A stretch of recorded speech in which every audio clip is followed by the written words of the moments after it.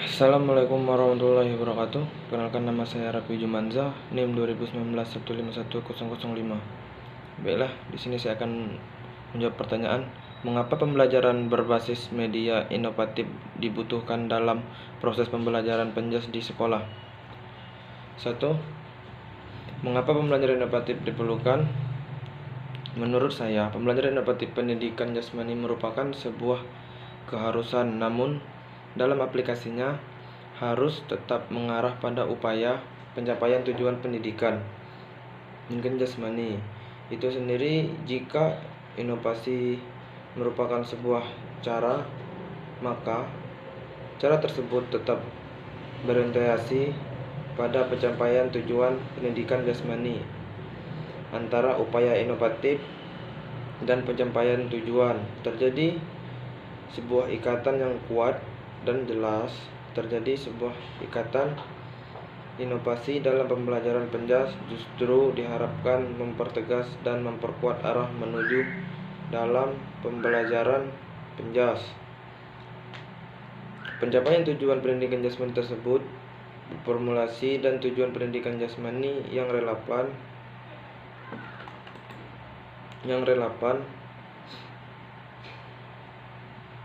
perlu digali dan dipahami oleh guru untuk mempertegas pengembangan inovasi pembelajaran yang berorientasi pada pencapaian tujuannya. Baiklah, di sini saya akan menjawab nomor 2, yaitu jelaskan apa yang dimaksud media pembelajaran, contoh-contoh, dan mengapa media dikatakan inovatif. Baiklah, di sini saya akan menjawabkannya. Yang kedua, yaitu media pembelajaran arti dan contohnya. Media pembelajaran adalah segala sesuatu yang dapat dipergunakan sebagai alat bantu dalam meningkat proses belajar mengajar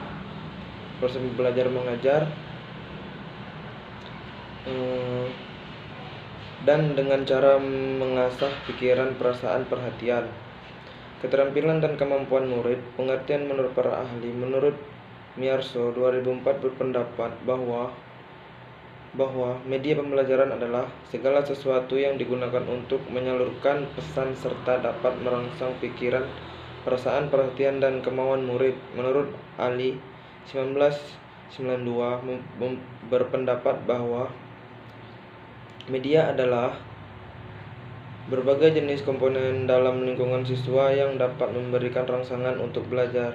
Contoh media belajar yang pertama yaitu media gambar. Banyak sekali jenis media gambar yang bisa menjadi bahan pembelajaran, baik itu mata pembelajaran seni, matematika, ilmu pengetahuan alam, dan lain sebagainya. Media gambar ini bermacam-macam jenisnya, seperti foto, lukisan, sketsa, majalah, brosur, model, bangunan, dan lain sebagainya.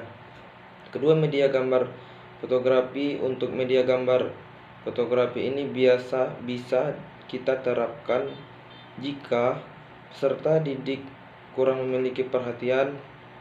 Yang ketiga, media serbaneka. Media serbaneka merupakan jenis media yang disesuaikan dengan potensi pada suatu daerah, baik itu di sekolah ataupun di lokasi lain, seperti di lokasi masyarakat yang dimanfaatkan sebagai media pengajaran. Yang keempat, media realita. Media realita merupakan media yang nyata, akan tetapi tidak harus dihadirkan di ruang kelas, seperti siswa yang langsung melihat objek dengan mempelajari keanekaragaman makhluk hidup, sehingga bisa memberikan kesan dan pengalaman nyata kepada murid. Mengapa media dikatakan inovatif? Karena media pembelajaran inovatif dapat diartikan sebagai pembelajaran yang dirancang oleh guru yang sifatnya baru, tidak seperti yang biasanya dilakukan, dan bertujuan untuk memfasilitasi siswa dalam membangun pengetahuan sendiri dalam rangka proses perubahan perilaku ke arah yang lebih baik. Oke, yang ketiga, salah satu bentuk ilustrasi pembelajaran dengan manfaat media belajar yaitu seperti menggunakan media pembelajaran sederhana. Yang belajar sederhana akan sangat manfaat karena peralatan atau fasilitas pemanfaatnya tersedia di sekolah atau untuk mudah diperoleh di masyarakat, sehingga energi yang diperlukan untuk mengoperasikan peralatan pemanfaatan media tersebut juga cukup mudah, yaitu dengan menggunakan baterai kering.